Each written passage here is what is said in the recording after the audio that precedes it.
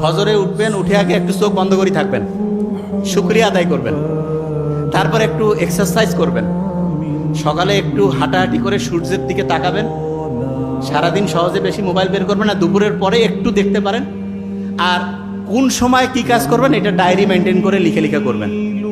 ফি হচ্ছে কয়েক হাজার টাকা নিয়ে নিবে, বুঝেন নাই? বড় বড় যে রোগগুলো, আমি তো অবাক হয়ে গেছি যে কিরে বাবা, এগুলা রোগ, এগুলা ট্রিটমেন্ট, এবং এগুলো যাদের হয়, অবশ্য যার টাকা পয়সা কম হইলেও কোনো সমস্যা নেই, কারণ মানে রোগ যে আছে টেরে পাবে না।